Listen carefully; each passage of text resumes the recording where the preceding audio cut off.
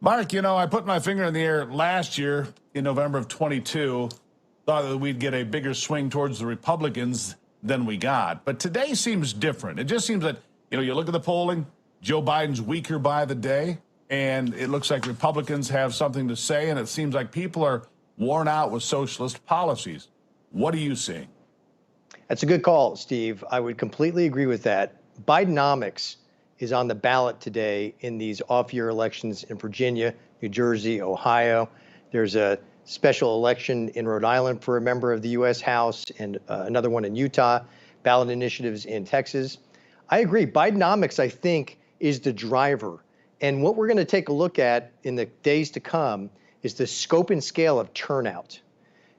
Were Republicans able to rally the troops in response to Bidenomics, and were Democrats, did they come up short with their goals for turnout, particularly among key demographics in the base of the Democrat Party, because of Bidenomics? It's going to drag every Democrat down. And I think more so today than a year ago, Steve, as you pointed out. I don't think Biden's numbers were quite in the tank a year ago, quite as they are now. He was still floating around 50% approval rating. Among independents right now, he is so far in the tank in the mid-30s among independent voters. And I think it's largely because of Bidenomics. Yeah, I think you're right about that. Now, let me say this. I want to focus on Ohio for just a moment because I think the Democrats in Ohio made a mistake.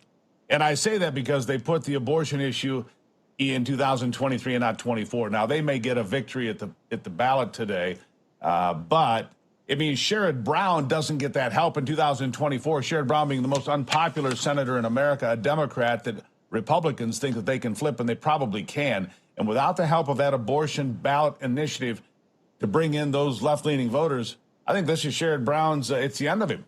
It's happening today, ahead of time, no matter how that ballot initiative goes. Yeah, it's true. Ballot initiatives can be a real driver for turnout. If you take a look across the country, a lot of states will prepare marijuana ballot initiatives to draw young voters out. Abortion, like you're saying, will be a ballot initiative in several states next year.